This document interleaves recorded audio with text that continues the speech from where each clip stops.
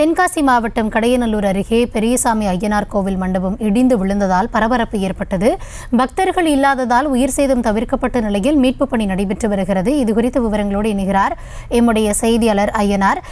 வணக்கம் ஐயனார், எதனால இந்த கோவில் மண்டபம் திடீரென இடிந்து விழுந்தது? அதற்கான காரணம் என்ன அப்படின்னு கூறப்பட்டிருக்கிறதா? தற்பொழுது இடிப்பு பணிகள் எந்த அளவில் நடைபெற்று வருகிறது? நிச்சயமாக கௌதமி, அதாவது கடையநல்லூர் அருகே பெரியசாமி ஐயனார் கோவில் மண்டபம் இடிந்து சேதமடைந்ததால் பக்தர்கள் இல்லாத உயிர் சேதம் தவிர்க்கப்பட்டது. தென்காசி மாவட்டம் கடையநல்லூர் அடுத்துள்ள சுக்கம்பட்டி அருகே மேற்கு தொடர்ச்சி மலை அடிவாரத்தில் கற்பா நதி ஆற்றங்கரையில் ஓரத்தில் கருஞ்சிவலிங்கம் பெரியசாமி ஐயனார் கோயில் ஒன்று உள்ளது. பிரசித்தி பெற்ற இந்த கோயிலுக்கு நாள்தோறும் ஏராளமான பக்தர்கள் சென்று வழிபடுவது வழக்கம். இந்த நிலையில் இந்த மண்டபத்தின் ஒரு பகுதி இடிந்து விழுந்ததில் மண்டபம் சேதமடைந்தது.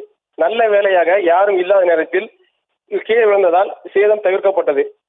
கற்பா நதி ஆற்று பகுதியில் இக்கோவில் அமைந்துள்ள நிலையில் முன்னோர்களுக்கு தர்ப்பணம் கொடுப்பதற்கு மகாலய அமாவாசை தினமான நேற்று முன்தினம் மாலை வரை நூற்றுக்கணக்கானோர் கோயிலுக்கு வந்திருந்தது குறிப்பிடத்தக்கது.